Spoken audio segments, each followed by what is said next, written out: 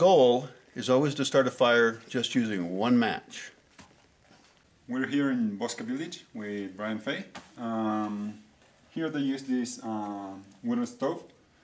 They've had lots of experience with it over the years. Well, of course, it has its good points and bad points. Can you tell us some of your experience and what you would have done differently if you knew? Sure. This stove was made by an organization called HERA. It's a non-profit near Pottsboro. And this was the first one we had built here. So I built a table, and then they made the stove. Okay. I took pictures at every stage so we could remember it. Now we can make our own. One thing you'll notice about this stove is there's a problem. Stand right here and tell me what the problem is. The access, mostly. Yeah, access. It's an access problem.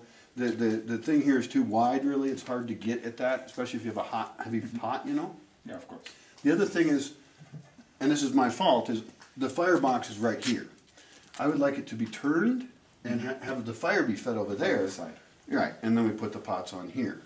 Yeah. But, you know, this was our first one. This is also a case where I've learned, don't make your first thing in the best spot. Okay. Make the first one somewhere else, because it's going to take you 3 times before you learn how to do it right. Right. Anyway, it still works, and that's great.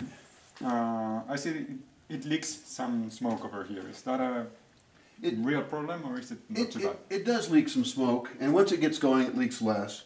But it's still a little bit annoying because one of the goals of these kind of stoves is to get the smoke out of an enclosed kitchen. Now, in this case, we're in an outdoor kitchen, so there's no problem. Right.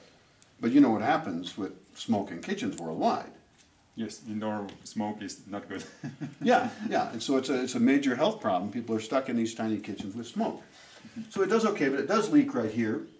I would actually like to, in a new design of a stove like this, just have a square piece of metal on it with more overlap, and that gives you a bigger surface.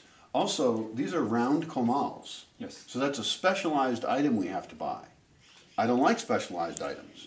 I want to just go to a place and say, hey, I want a piece of metal cut square this big.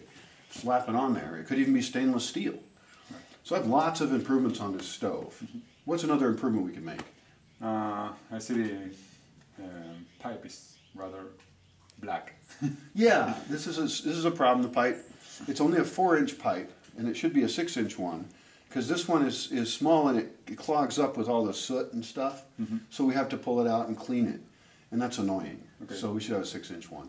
You mentioned the comal. This is typical here in Mexico. Yeah. Do you ever cook on the comal itself, or do you always use pots? People do. They cook their tortillas directly on comals. We don't do that much on this one because it's outside and it's rusty.